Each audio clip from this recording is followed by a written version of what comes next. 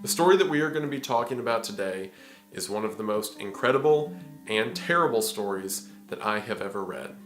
It is said by many to be one of the greatest, if not the greatest, American novel ever written, and by others to be one of the most brutal and evil things ever put to paper. And as someone who has read the story a few times at this point, I have to agree with both sides. That story that we are going to be talking about today is the novel Blood Meridian by Cormac McCarthy. There are a few stories that I read that I can definitively say change the way I look at storytelling or at narratives as a whole. And this book is certainly one of them. Now, of course, I am a little biased. Cormac's two most famous stories, No Country for Old Men and The Road, are among my favorite stories ever written. So, as a fan of the author, I went into Blood Meridian hopeful. And after reading it, I think this just might be his masterpiece. Now, a lot of you might have heard of Blood Meridian, not from its history as a novel, but its history as a film adaptation, or more specifically, the lack thereof. Blood Meridian has officially been put forward as a film on 4 separate occasions, some of them having names like Martin Scorsese and Tommy Lee Jones attached. And despite that, the film has never got out of pre-production, most of the time because production companies find the contents of the novel far too disturbing and graphic to be adapted to film. And as mentioned earlier, I see where they're coming from. A lot of the stuff in here would be a massive risk to ever put to screen. But with that being said, if you're someone who values story and literature, especially American literature, this is a story you really shouldn't miss out on. And that brings us to today.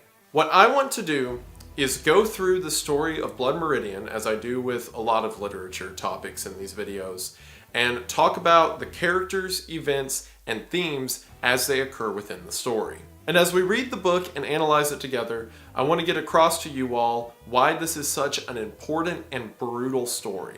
So before we start, I have a couple disclaimers. For one, if you read any literature, or more specifically disturbing literature, and I'll talk about the specific contents of the book in a moment, and if you're okay with those contents, then I want you to stop watching this video right now, find Blood Meridian, audiobook, ebook, I don't care, and immediately listen to this story as it was originally told. I would hate to rob you of experiencing this story the way it was originally written, because it truly is a one-of-a-kind experience. So if you read anything and you're okay with disturbing content, then go ahead and enjoy the book. And for those of you that have already read it, don't want to engage with the disturbing content of it, or a lot of people on YouTube who are like myself and will not read a story no matter how many times I tell you to, which, hi, then hopefully this video can serve as a substitute or summary for the events of the book, but I can never tell it in the way McCarthy did. And the second disclaimer, for those who may be interested in the book, is know that this story takes place in a pre-Civil War United States. So all instances of extreme violence, racism, sexual abuse towards both women and children, as well as extreme animal violence, are depicted thoroughly and gratuitously. The story deals with the most evil parts of humanity. And there is a purpose to it, and we're going to talk about what that purpose is in this video. But if those are topics that you don't want to deal with and you don't want to see outright, then do not read this book. And perhaps even don't watch this video. I understand that a lot of what I'm going to say is a lot, and also that this video probably won't be monetized, but I can't not talk about this story. But despite all of that, I find this book to be so special that I am excited to explain the story to those of you who haven't heard it before, and to nerd out about the details of it with those of you that have. So if you're as excited to hear about it as I am to talk about it, then stick around as we talk about the story of Blood Meridian, right after we deal with whatever emotional trauma I'm about to go through right now. Oh, why, hello there. I was just taking a moment to relax, as I think we all should, before talking about subject matters like we'll be talking about today. whenever we're confronted by emotional or intense media, it's important to analyze our own feelings and understand if this topic is right.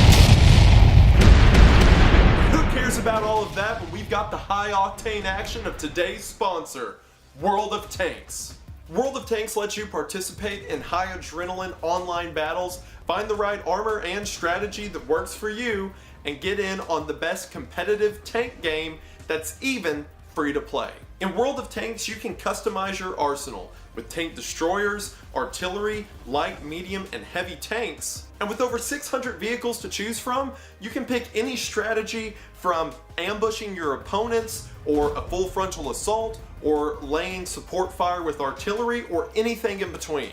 And speaking of, thanks to World of Tanks' historical accuracy, the bizarre amount of information I know about historical battles is actually useful for once. Because things like the optional upgrades, and the weak points, and the weapons of tanks in the game are accurate to their historical counterparts. And with over 40 arenas that let you battle in fields, cities, deserts, and forests, you can put those strategies to good use. And perhaps the most amazing thing about this game, given its depth, attention to detail, and fun, is that it's free to play.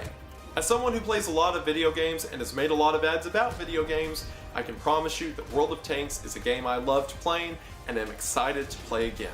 And if you want to get in on that excitement, then now's the perfect time. Because if you're a new player who registers with the link in the description and the invite code TANKMANIA, then you will get a slew of in-game rewards as soon as you register. This includes Excelsior, a tier 5 tank, 250,000 credits, and 7 days of free premium access, as well as 3 tier 6 rental tanks that you will get for 10 battles each. I can't stress this enough. World of Tanks is a great and fun game that's also free to play. So if you haven't tried it out yet, there's no reason not to. Head to the link in the description and use invite code TANKMANIA to get your in-game rewards and try the best tank shooter on the market right now for free today. Thank you all so much for watching the ad, and thank you so much to World of Tanks for sponsoring this video. It really does mean the most. Hope you all check them out. Link is in the description, and we are back to the video. We are going to go ahead and get into it, but as always, thank you for watching.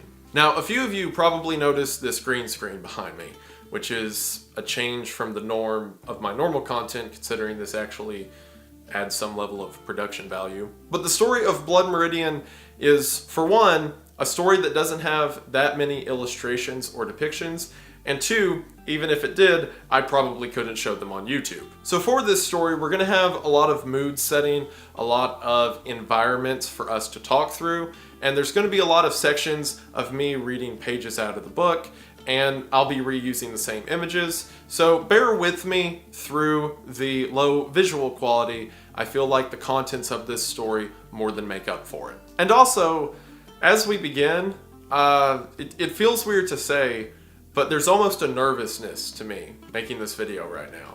Because, like, I talk about a lot of important stories on this channel, right? Things like The Divine Comedy or Paradise Lost. But there's something about this one that it just strikes such a personal chord with me about not only its contents and the message it's getting across, but the setting and the characters.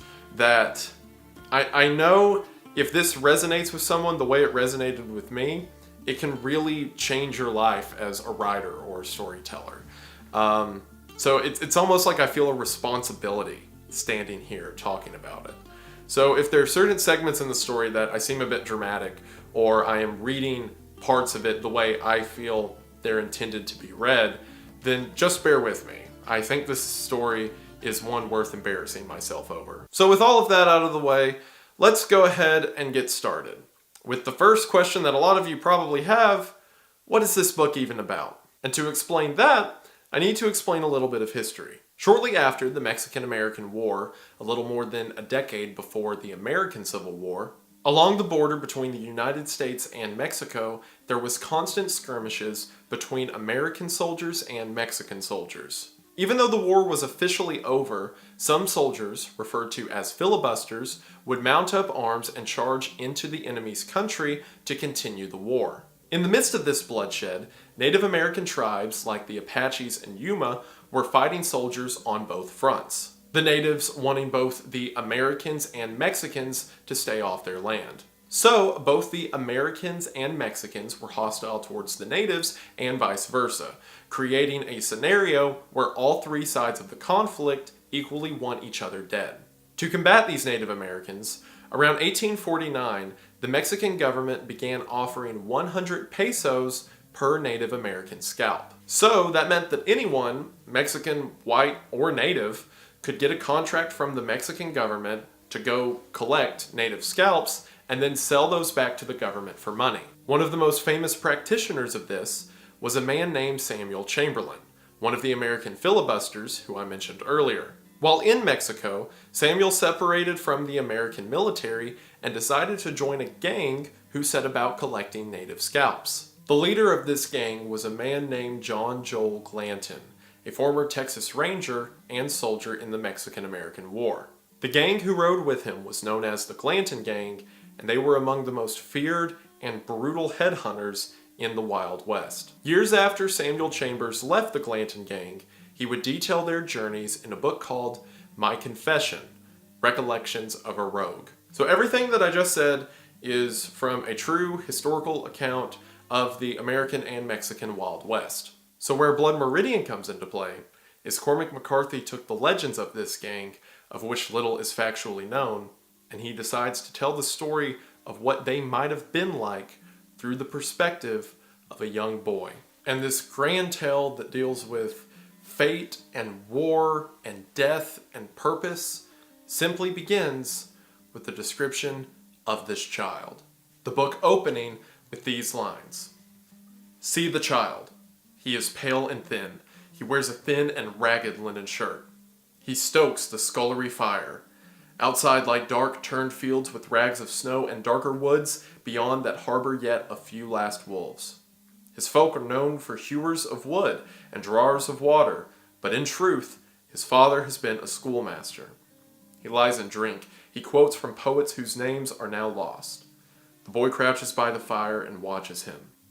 Night of your birth, 33. The Leonids, they were called. God, how the stars did fall.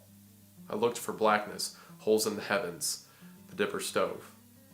The mother dead these 14 years did incubate in her own bosom the creature who would carry her off.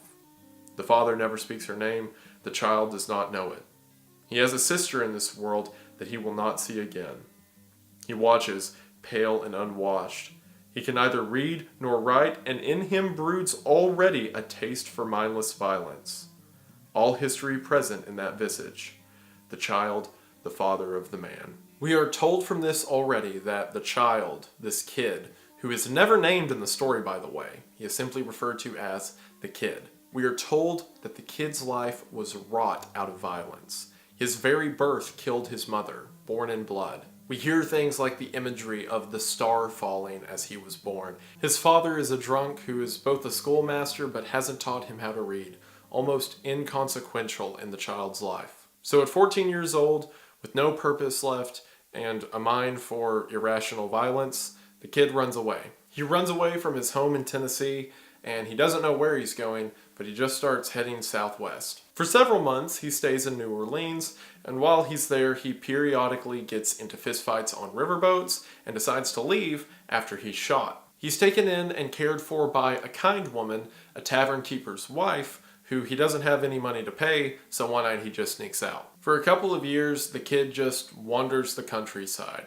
periodically getting into fights and working odd jobs. Eventually, he winds up in the city of Nacogdoches, and while he's there, he comes across a tent revival. The kid, having no other place to go and no other purpose in the world, decides to step into the makeshift church. There are several points in this story where characters within the story will give tales or parables that, as I talk about them, I'll talk about their greater meaning to the plot, but a lot of them are interesting, and I want to share them with you.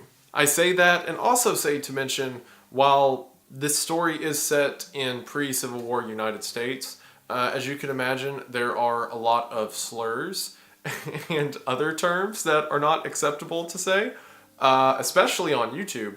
So, for obvious reasons, if I come across a place where one of those slurs is present, I'm going to replace the word with black person or Mexican person or what have you because, again, duh. I don't even know if the portion I'm about to read contains any of those, but just in case it does, I wanted to make that known because there are a lot in here. The kid walks into the tent. It says that it's been raining for 2 weeks, and inside of the tent, it just stinks with the smell of wet dogs and human odor. And apparently, this Reverend Green has been preaching for 2 weeks straight. "Neighbors," said the Reverend, "he couldn't stay out of these here hell holes right here in Nacogdoches. I said to him, you going to take the Son of God in there with you? And he said, oh no, I ain't. And I said, don't you know that he said, I will follow ye always, even unto the end of the road." That was my evangelical voice. Hope you enjoyed it. The Reverend continues to give his sermon, talking about how no matter where you travel or what you do, God is always with you. He's an ever-present figure, even if you don't want him to be. The kid seems to disregard this and has a conversation with the man next to him about the weather. And it's immediately after this that we are introduced to, I have to think this over, but what might be the greatest villain in all of fiction, or at least top 5 greatest villains in all of fiction. It's weird to call him a villain because the story is primarily made up of villains. There's really no heroes here. But he's certainly an antagonistic force in the story. And that is the character known as the Judge. And the Judge's introduction into the narrative is a perfect introduction of this character. An enormous man dressed in an oilcloth slicker had entered the tent and removed his hat. He was bald as a stone, and he had no trace of beard, and he had no brows to his eyes nor lashes to them. He was close on to 7 feet in height, and he stood smoking a cigar even in this nomadic house of God, and he seemed to have removed his hat only to chase the rain from it, for now he put it on again. The Reverend had stopped his sermon altogether. There was no sound in the tent. All watched the man. He adjusted the hat and then pushed his way forward as far as the crate-board pulpit where the Reverend stood, and there he turned to address the Reverend's congregation. His face was serene and strangely childlike. His hands were small. He held them out. "Ladies and gentlemen, I feel it my duty to inform you that the man holding this revival is an impostor.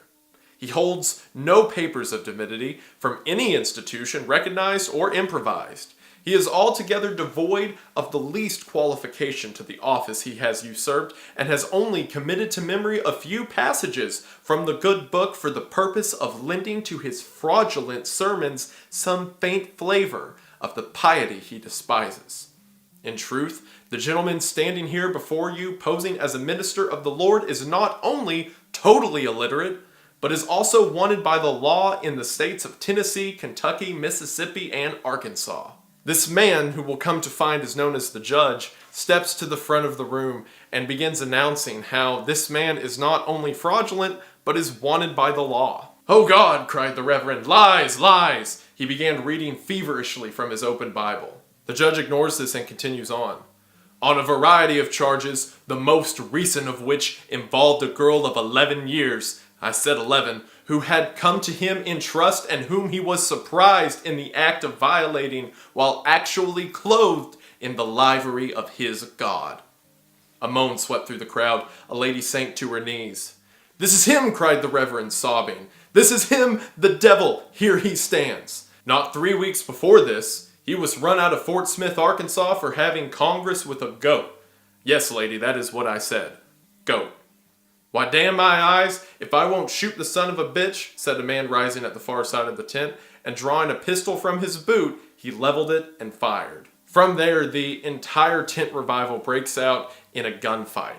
People begin pulling boot knives and shooting randomly into each other. Several people in the tent, including the kid, begin to grab their knives and cut holes in the tent so they can make a speedy exit. The kid makes his way to a bar across the street, and from there he watches people run bleeding out of the tent before the tent itself falls over, surely with the dead Reverend inside. By the time the kid gets there, the Judge has already made it to the bar, and after more men begin to come into the bar out of the rain, a few of them walk up to the Judge and begin talking to him. "Judge, how did you come to have the goods on that no account?" "Goods," said the judge. "When you was in Fort Smith." "Fort Smith. Where did you know him to know all that stuff on him?" "You mean Reverend Green?" "Yes, sir, I reckon you was in Fort Smith before you come out here." "I was never in Fort Smith in my life. Doubt that he was." They looked from one to the other. "Well, where was it you run up on him?" "I never laid eyes on that man before today. Never even heard of him." He raised his glass to drink. There was a strange silence in the room. The men looked like mud effigies. Finally, someone began to laugh. Then another. Soon they were all laughing together. Someone bought the judge a drink. The judge, either not liking the reverend or out of just plain meanness, walked into a tent revival, told a lie that got the reverend as well as several others killed, and seemed to do all of it for fun, which is a perfect introduction to his character. The kid seemingly pays no mind to this. There's very few moments in the book where we're told explicitly what the kid is thinking or what his thoughts on something are, but he does take note of the judge's strangeness. It comes up later in the story. I mean, how could you not? You're in the middle of the Old West, and among all of the raggedy, shaggy faces of the men with their long beards and long hair, you have someone in an oiled suit who is nearly 7 feet tall, completely hairless, and as we'll find later in the story, albino. Technically, I don't remember any point in the story where McCarthy explicitly says he's albino, but he describes him as very, very pale, and most people interpret his appearance to be that of a 7 foot tall, giant, hulking albino man. He seems like an alien stepped into this world for some purpose beyond ours, and it's something that we'll touch on more as we get into his character. The other detail about this story, which I probably should have prefaced whenever I was telling people to go read it, so oops. But something you need to know going in is Cormac McCarthy doesn't use punctuation. He uses periods, the occasional question mark, every now and then a comma, and that's it. He also uses colons whenever he's about to list something, but that's it. He said in an interview, I believe the quote was, "Why would I mark up the page with silly little dashes and lines?" So there's no quotation marks, there's no semicolons, there's no breaks in sentences. You decide where the commas would go typically. So I am, even by just reading the words on page, I'm kind of giving you my interpretation of what's emphasized. I remember whenever I first started reading McCarthy in high school, we read The Road, my junior year English class, which was a trip. But I remember whenever we started the book, the teacher was like, "Oh yeah, just so you know, McCarthy doesn't use punctuation." And I remember being like, you can do that? You can get to such a level of writing that you're just like, meh, who cares? But it is a testament to his writing style that there are several points in this story where there are like more than 3 people having a conversation at once. And because of how each character is characterized, despite never being denoted who's talking or giving quotation marks, normally I have no trouble just reading straight through it and figuring out who's saying what. So a couple of days later, the kid's still staying in Nacogdoches, and it's still raining. So he goes out one day to go to the bathroom, or the Jakes as they're called in the story, effectively an outhouse. So he's walking out of the house he's staying in to go to the outhouse, and it had been raining for so long that they had set out boards through the middle of town, so that rather than stepping in the deep mud, you could just walk across the boards. So as he's walking on the boards to go to the bathroom, there is a man walking up from the bathroom. So the two are walking towards each other. And as they get to the same spot, the man who's walking up says, "You better get out of my way." So the kid just kicks him in the jaw. And they both pull knives and immediately get into a knife fight. So the kid, like, he cares about his own life so little that stepping in the mud is like, I guess it's worth dying over. So as they get into this fight where they're both pulling knives and trying to stab each other, someone comes up and just knocks both of them out. It's also mentioned that they were both drunk in the street, so probably a police officer. And then the kid wakes up a day later in a hotel room sitting across from the same man he got into the fight with. The two of them realize that they have each other's knives, so they pass each other's knives back, and I guess decide to quit fighting. So the stranger introduces himself as Toadvine. Toadvine has several facial tattoos, and Toadvine is mentioned as having several face tattoos and also spending a time in prison. Despite this, he thinks that the kid's alright. And as a matter of fact, he finds the kid so alright that he's immediately like, hey, you want to help me go beat up a guy? And the kid, again with nothing better to do in life, is like, sure. So the kid follows Toadvine to a hotel, and Toadvine walks to the front desk and asks if this certain man's there. And the guy at the front desk says, yeah, but if he sees you, he'll kill you. And Toadvine brushes him off. They go upstairs to the top floor of the hotel where the man's door is locked, the man that Toadvine wants to beat up and rob. So Toadvine tells the kid to get some paper and light it on fire and shove it under the dude's door. So the kid does, and it starts to set the door on fire. So whenever the man comes to the door and unlocks it to put out the fire, Toadvine and the kid rush in, beat him half to death, and then run away as the entire hotel burns down. So the kid's at a point where he's walking through the mud and he's like, yeah, I'll die so that I don't have to step in it. And then he gets knocked out and he wakes up across from the guy who was trying to kill him. And the guy's like, hey, do you want to help me go beat up this random guy you don't know? And the kid's like, sure. And they get there and Toadvine's like, burn the hotel down. And the kid's like, okay.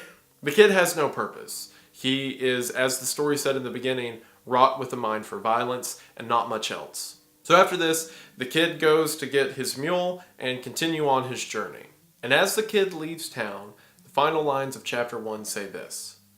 When he passed back through the town, the hotel was burning, and men were standing around watching it, some holding empty buckets. A few men sat horseback watching the flames, and one of these was the judge. As the kid rode past, the judge turned and watched him too. He turned the horse as if he'd have the animal watch too. When the kid looked back, the judge smiled. The kid touched up the mule, and they went sucking out past the old stone fort along the road west. The judge is an omnipresent threat throughout the story in a way that's hard to explain, at least on a first read through, first understanding of the story. But it's menacing that even in the beginning, he was right there, smiling, just as fate so happened to bring these two together, even if for a short time. The judge will come up later in the tale, but for now we continue to follow the kid on his currently pointless expedition. As the kid continues on his journey, it begins to storm, and he comes across a hermit who's living in a mud hut. Nowhere else to go, the kid asks to stay with him, and the hermit agrees. All the hermit has to offer in way of food is some rotten prairie dog and old salty water. The hermit says that he used to be a slave trader, and has since fallen on hard times, hence him now living in a mud hut on the side of the road. And as the hermit is describing his situation, the two begin to have a conversation, beginning with the kid. I thank you. Lost you way in the dark, said the old man. He stirred the fire, standing slender tusks of bone up out of the ashes. The kid didn't answer.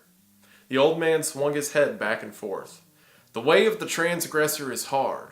God made this world, but he didn't make it to suit everybody, did he? I don't believe he much had me in mind. Aye, said the old man. But where does a man come by his notions? What world's he seen that he liked better? I can think of better places and better ways. Can you make it be? No. No, it's a mystery. A man's at odds to know his mind because his mind is aught he has to know it with. He can know his heart, but he don't want to. Rightly so. Best not to look in there. It ain't the heart of a creature that is bound in the way that God has set for it. You can find meanness in the least of creatures, but when God made man, the devil was at his elbow. A creature that can do anything, make a machine, and a machine to make the machine, and evil that can run itself 1,000 years. No need to tend it. You believe that? I don't know. Believe that. The hermit puts forward the idea that man is especially evil because of his capabilities for evil. You can find meanness anywhere. You can find meanness in an animal. But maliciousness and terror, that is the work of man. And that at some point, man's evil becomes self-sustaining and is a creature that we can no longer control. There's also this strange mention. So the kid goes to sleep, and then it says, He woke sometime in the night with the hut in almost total darkness, and the hermit bent over him and all but in his bed. "What do you want?" he said. But the hermit crawled away, and in the morning when he woke, the hut was empty, and he got his things and left. So, this is never stated, like, why the hermit was looking over. Maybe he was just, weird and staring at the kid. But the story has a lot of notions or implications of, pedophilia, and different instances, and I think this might be one of those. It would also be fitting to the narrative of this story if someone who talked about man's capacity for evil also had a large capacity for evil. But again, this is very minor compared to what we're going to get into. As the kid travels, he meets a band of cattlemen going to Bexar. And this is one of the only instances in the entire story where a random meeting turns out good for everyone involved. The cattlemen are kind, they help give him directions, and the next morning, before he leaves, he sees that they left him some food and a knife. And while the kids made it well into Texas at this point, it's fitting that one of the only acts of goodwill in the story happens right before he begins his pilgrimage down south. So the kid makes his way to the town of Bexar. Again, he's just kind of roaming randomly right now. And whenever he gets there, there's a big dance and party going on in the street, and he makes his way into a local bar. When he gets there, the bartender only speaks Spanish, and the kid tries to explain that he wants a drink, but he doesn't have any money to pay for it. So as the barman keeps saying in Spanish that he isn't going to give him a drink for free, the kid keeps saying that he'll work for a drink. Eventually, the kid starts making sweeping motions, so the barman figures out that he wants to sweep, even though he keeps saying the room doesn't need sweeping, but the kid can't understand him. So the barman hands him a broom, and the kid just starts sweeping up around the floors, and then whenever he comes back to the barman expecting a drink, the barman won't give him one because he never agreed to it. So the kid's like, "Alright, I'll kill you for it." And as he starts to make his way to the barman pulls a pistol on him. But then one of the older men in the bar says something to the barman, and the barman decides that I guess this isn't worth killing the kid over. So he puts down the gun and picks up a hammer and walks around the bar to fight the kid with his hands. So the kid grabs a whiskey bottle, breaks it over the guy's head, and it's not explicitly said that he kills him, but it says that the kid stabs him in the eye and blood spurts everywhere, and the kid steals whiskey from behind the counter and leaves. After drinking the entire bottle, he then wakes up the next day in an abandoned and run-down church. Churches come up a lot in this story, and every time they do, there's death involved. This time being the first and most minor infraction, where the kid sees buzzards eating some dead animal at the front of the building. The kid drunkenly stands up, looks around for his mule, and can't find it, so he just starts walking down the river until he runs into it. Eventually he finds his mule, and while he's at the river, he decides to take his clothes off and take a bath. While he's naked and lying on the riverbank, an American soldier walks up to him. So while talking through the branches on the side of the river, "Howdy there," said the rider. He didn't answer. He moved to the side to see better through the branches. "Howdy there. Where you at?" "What do you want?" "I wanted to talk to you." "What about?" "Hellfire, come on out. I'm white and Christian." The kid reaching up through the willows trying to get his britches. The belt was hanging down and he tugged at it, but the britches were hung on a limb. "Why don't you go on and leave me the hell alone?" "Just wanted to talk to you. Didn't intend to get y'all riled up. You done got me riled." I love the language. "Was you the feller knocked in that Mexer's head yesterday evening? I ain't the law." "Who wants to know?" "Captain White. He wants to sign that feller up to join the army." "The army?" "Yes, sir." "What army?" "Company under Captain White. We gonna whip up on the Mexicans." "The war's over." "He says it ain't over. Where you at?" Captain White and the soldier who's come to recruit the kid are the filibusters that I mentioned earlier. American soldiers who, even though the Mexican-American War was over, decided to keep fighting for purpose or just because they hated Mexico. This is expanded on whenever the kid finally puts on his clothes and they start talking. "Kindly fell on hard times, ain't you, son?" he said. "I just ain't fell on no good ones." I don't know if that's funny to me. "You ready to go to Mexico?" "I ain't lost nothing down there." It's a chance for you to raise yourself in the world. You best make a move some way or another before you go plumb in under. What do they give you? Every man gets a horse and his ammunition. I reckon we might find some clothes in your case. I ain't got no rifle. We'll find you one. What about wages? Hellfire, son, you won't need no wages. You get to keep everything you can raise. We going to Mexico, spoils of war. Ain't a man in the company won't come out a big landowner. How much land you own now? I don't know nothing about soldiering. The man eyed him. He took the unlit cigar from his teeth and turned his head and spat and put it back again. Where you from? He said. Tennessee. Tennessee. Well, I don't misdoubt what you can shoot a rifle. I like that. That's good. So the man explains to him that the purpose that a lot of them are doing it is because it's war. They're plunderers, effectively. You can steal whatever you want, like a pirate. And after hearing that he'll get money and some clothes and a horse out of it, the kid's like, sure, I'll go die to kill some Mexicans. Who cares? I mean, the kid killed someone over a bottle of whiskey and was willing to die so he wouldn't step in the mud. I don't really think he has any creed or purpose to fighting. It's just he gets new clothes. We rarely get mentions of this story of, like I said earlier, the kid's mental state or what's going on in his head. But we get a weird mention of shame right here whenever the kid goes to meet Captain White, the one putting together the filibuster regiment. When they meet, it says, the captain nodded his head. He was looking the kid over. What happened to you? What? Say, sir, said the recruiter. Sir? I said, what happened to you? The kid looked at the man sitting next to him. He looked down at himself, and he looked at the captain again. I was fell on by robbers, he said. Robbers, said the captain. Took everything I had, took my watch and everything. Have you got a rifle? Not no more, I ain't. Where was it you were robbed? I don't know, there wasn't no name to it. It was just a wilderness. Where were you coming from? I was coming from Nacogdoches? Yeah. Yes, sir. Yes, sir. How many were there? The kid stared at him. Robbers. How many robbers? 7 or 8, I reckon. I got busted in the head with a Scatling. The captain squinted one eye at him. Were they Mexicans?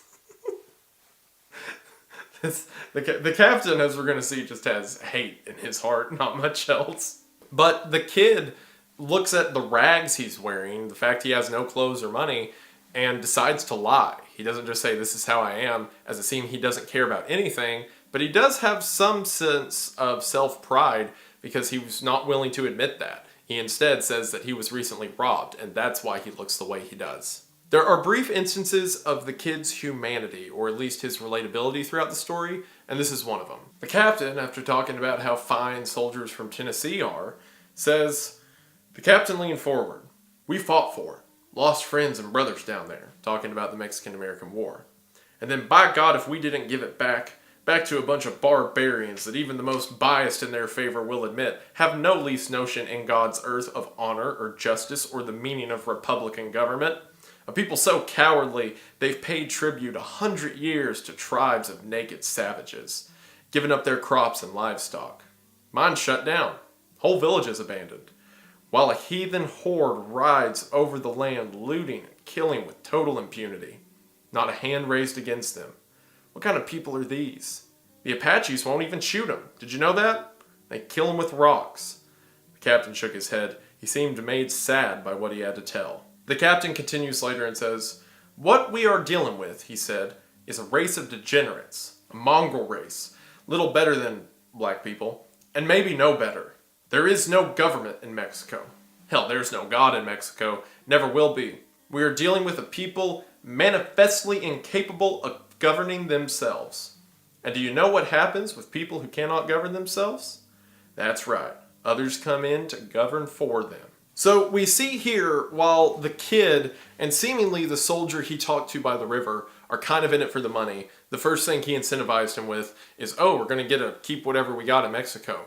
This Captain White genuinely has a purpose to go there, even if that purpose is to just murder Mexican people. But it is a stark contrast to how the kid and most characters we're going to see later in the story just operate by their own greed and ideas. The captain has a reason or a calling to what he's doing, rather than just his temporary incentive of greed or lust.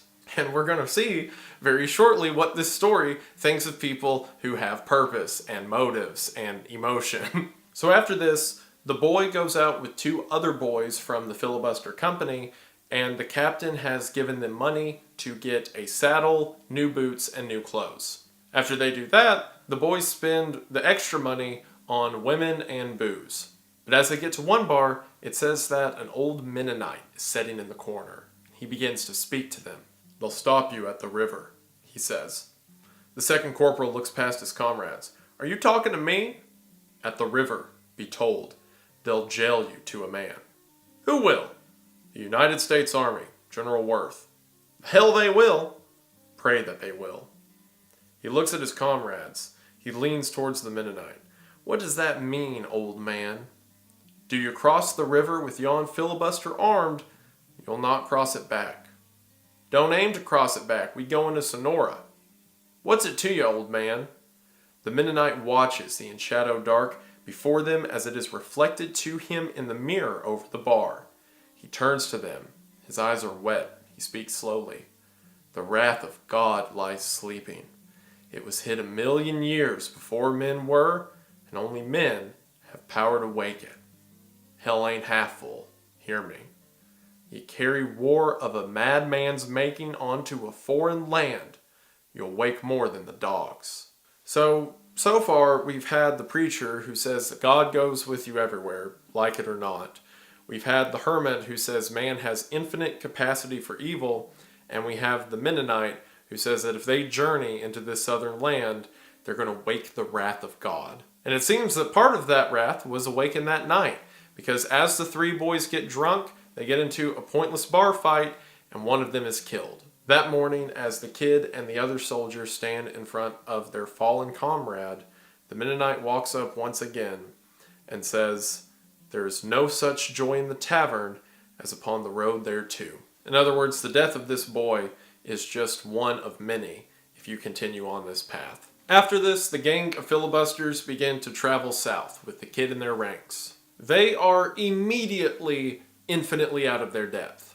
Only a few days of walking, they haven't even ran into combat yet, and they're already near dehydrated and at the end of their limits. 4 of them die of sickness a week in, before they've came into contact with any enemy. It says that as they bury their dead and leave the bones of the food they eat behind, that a pack of coyotes has just started following them across the desert and eats and digs up whatever they leave behind. So even nature itself knows they're not capable of surviving and that they're not a threat out here. They find a small house as they're walking through the desert, and they go up to it to see if they can get any supplies.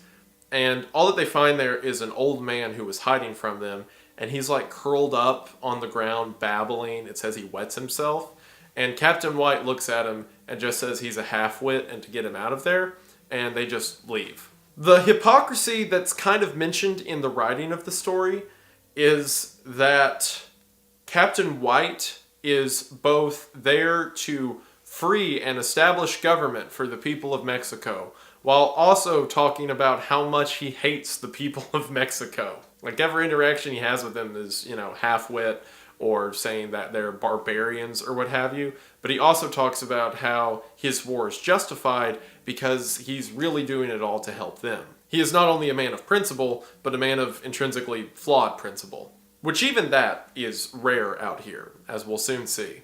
Another element of this story, whenever people talk about it as, the great American novel, is the writing of McCarthy himself.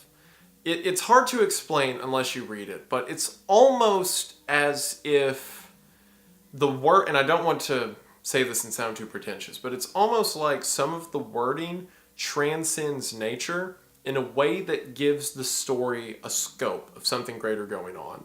Like, there's so many beautiful sections of the story that talk about nature, but one right here that describes the environment as this gang of filibusters make their way across the desert is a good example.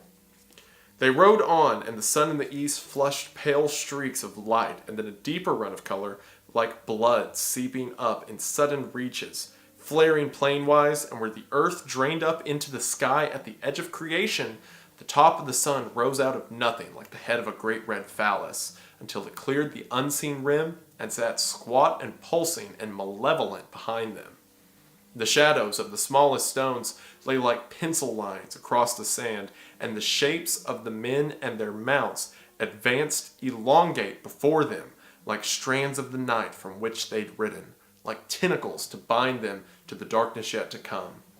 They rode with their heads down, faceless under their hats, like an army asleep on the march.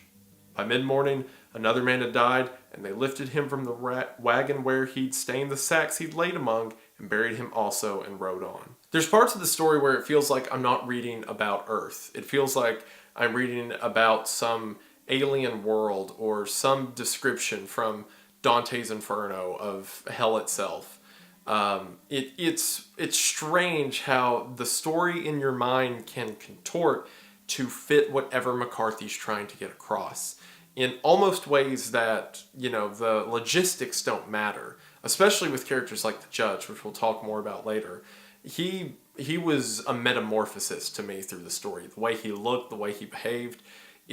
It's so interesting how different descriptions of the same thing can make that thing morph. And it's one of the, I'll talk about this more at the end, but it's one of the reasons it would be very hard to adapt this as a film, because some of the uniqueness of this story is how it lays in your mind.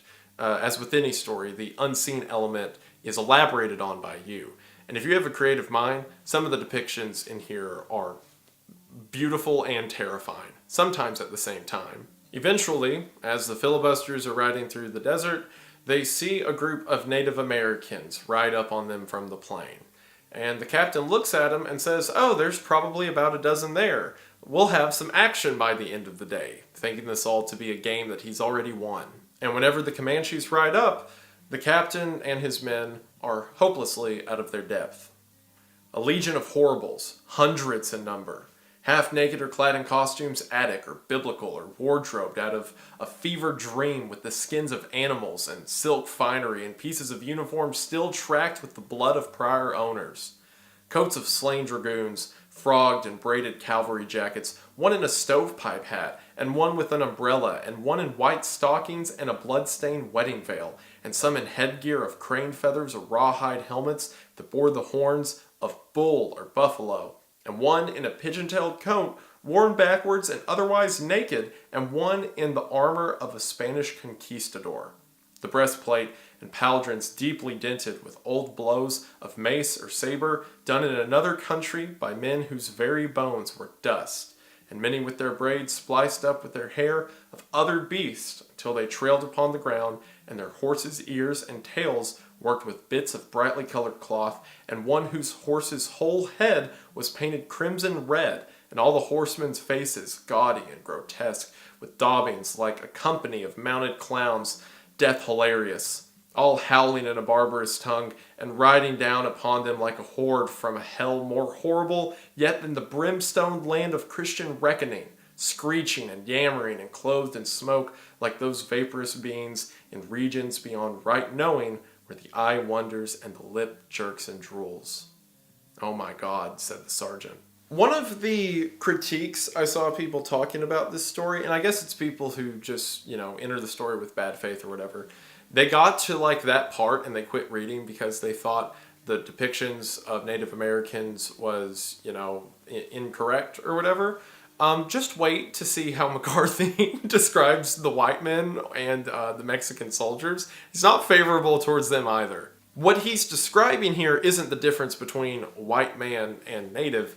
It's people who are not familiar with this country, with this world they've entered into, and people who are accustomed to it. The description of the Comanches as they're wearing clothing of previous battles and the armor of a Spanish conquistador, a war, a turmoil that is centuries now past, yet the armor, the remnants of it, are still out killing, still part of battle to this day. These are people who are bred and hungry for war against a people who do not know what war they're getting into. And because of that, rightfully so, the filibusters are slaughtered. The following paragraphs are long descriptions of the bodies being torn to bits, the scalps getting ripped off, the slow death and defilement of the corpses. If I recall correctly, there were 50 men who began this journey with Captain White, and at the end of this, there are 8 survivors. The kid had survived because early in the battle, his horse was hit with an arrow, and the horse fell, and in the dust and the kid lying on the ground, they didn't see him as the Comanches went through and slaughtered everyone. So the kid, after the battle's over, begins to stumble his way through the desert and eventually comes across another survivor, a man named Sproul. Sproul's arm is laid up in a sash because it was injured during the battle. And at one point he begins to cough up blood into his fist, and the kid asks if it's from the injury, and Sproul says no, it's because he has tuberculosis, or the consumption as they called it, and he moved out west for his health, which is grimly ironic. So standing there in the middle of the desert, Sproul's like, well, you want to head back? And the kid says, to where? And Sproul says, I don't know, Texas? They've been walking for weeks to get out this far, and they have absolutely nothing out here to save them. So their best guess is to just follow the road. So the men just start walking, and they come across an abandoned town that it seems was also attacked by the Comanches. Also, another point to mention about McCarthy's characterization of several characters in the story is the bias McCarthy has is always the bias that the kid has within the tale. Initially, he will view some characters as mysterious or righteous, only for later in the story them to be described as dogmatic or evil. And that's because even though the story isn't first person through the kid's perspective, he is the vehicle that we're following. So a lot of the world as it's described is the way the kid sees it. We also learn information about peoples and groups in the story as the kid and the gang as a whole does. So as there's quotes and pages I read that have to do with terms like savages or barbarians, that is, again, the kid's perspective as he is introduced to this world and its effects. They get to the town and Sproul decides to hang back because his arm's injured, so the kid starts looking through the houses. As he does, he finds some food, but he also finds the charred remains of people who have been burned alive, and the slaughtered remains of families. As the kid makes his way back to where Sproul was, he looks through the courtyard and the story says, when he returned to the square, Sproul was gone. All about lay in shadow. He crossed the square and mounted the stone steps to the door of the church and entered. Sproul was standing in the vestibule. Long buttresses of light fell from the high windows in the western wall. There were no pews in the church, and the stone floor was heaped with the scalped and naked and partly eaten bodies of some 40 souls who barricaded themselves in this house of God against the heathen. The savages had hacked holes in the roof and shot them down from above, and the floor was littered with arrow shafts where they'd snapped them off to get the clothes from the bodies. The altars had been hauled down and the tabernacle looted, and the great sleeping god of the Mexicans routed from his golden cup. The primitive painted saints in their frames hung cocked on the walls as if an earthquake had visited, and a dead Christ in a glass bier lay broken in the chancel floor. The murdered lay in a great pool of their communal blood. It had set up into a sort of pudding crossed everywhere with the tracks of wolves or dogs, and along the edges it had dried and cracked into a burgundy ceramic. Blood lay in dark tongues on the floor, and the blood grouted the flagstones and ran in the vestibule where the stones were cupped from the feet of the faithful and their fathers before them, and it had threaded its way down the steps and dripped from the stone among the dark red tracks of the scavengers. Sproul turned and looked at the kid as if he'd known his thoughts, but the kid just shook his head. Flies clambered over the peeled and wigless skulls of the dead, and flies walked on their shrunken eyeballs. "Come on," said the kid. They crossed the square in the last of the light and went down the narrow street. In a doorway, a dead child with 2 buzzards sitting on it. Sproul shooed his good hand at the buzzards, and they batted and hissed and flapped clumsily, but they did not fly. They continue to walk through the desert. Sproul says that his arm is beginning to stink, or in other words, it's infected. The two of them become so thirsty that they begin to hallucinate an oasis in the middle of the desert. They eventually keep walking until they get to a road leading up a cliff face, and around the corner they see a Mexican soldier along with a company riding their way, and at the front, the leader is sitting on Captain White's horse, with Captain White nowhere to be seen. So if, a Mexican soldier is riding White's horse, things aren't looking too good for White. The leader approaches the two and sees that they're thirsty and offers them a drink of water. The two drink as much as they can, hurriedly stealing it back and forth from each other. After giving them the water, the leader says, "When the lambs is lost in the mountain," he said, "they is cry.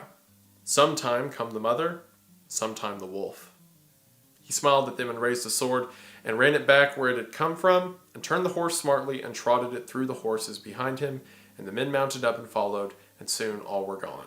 The leader delivers an ominous line about how they need to be wary of the wolves of this country. As they continue to travel through the desert, a wagon of a family of four come by, and the two of them effectively hold up the wagon so they can hitch a ride to some place that isn't the middle of the desert. So the two of them hop in the wagon, drink most of the family's water, and then sleep the night in the wagon in front of the family's house. The next morning, the kid wakes up to find that Sproul has died of his infection over the night.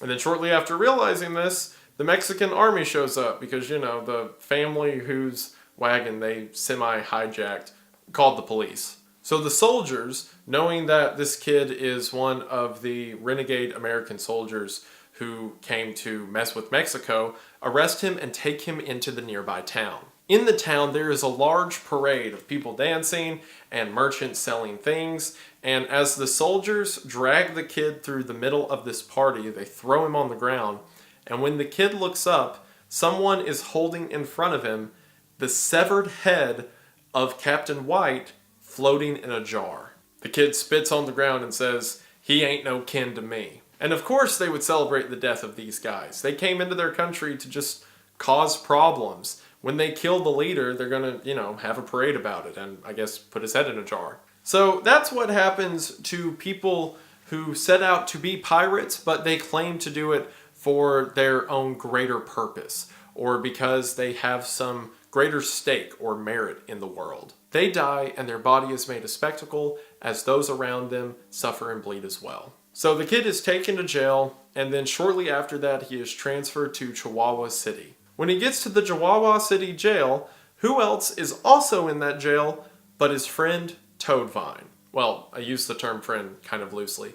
The guy that he tried to kill in a knife fight and then they burnt down a hotel together. So Toadvine's in this jail as well, and because of their brief history, the two develop a sort of camaraderie between each other. There's some brief banter between the two. One of the jail keepers has gold teeth, so Toadvine keeps saying that he wants to kill him so that he can take the gold teeth. They're in a corral for a while that just has like a high wall around the corral, no fence, and these children hop up on the wall and start throwing rocks at him. So the kid just takes like a small stone and chucks it as hard as he can at a kid, and it says it hits the kid in the head, the kid falls over the wall, and they never hear from that kid again. So I guess the kid killed a child with a rock who was just standing at the wall throwing pebbles at him. And then one day, as Toadvine, the kid, and another friend that they met, who is known now as the Veteran, one day as they're out scrubbing the streets of the city, a group of men ride in on horseback and ride into the governor's courtyard. These men are described as absolute monsters. They're barbaric in nature. They're wearing the skins and furs of several different animals. They have knives on their hips that go down to their knee. They have every manner of firearm and bladed weapon you could imagine. Not to mention that most of these men are white, which is particularly strange considering they walked into the governor of Chihuahua City's courtyard dressed as they did with no problem. And who else is riding among them except, foremost among them, outsized and childlike with his naked face, rode the judge. His cheeks were ruddy, and he was smiling and bowing to the ladies and doffing his filthy hat. The enormous dome of his head, when he bared it, was blinding white and perfectly circumscribed about, so that it looked to have been painted. He and the reeking horde of rabble with him passed on through the stunned streets and hove up before the governor's palace, where their leader,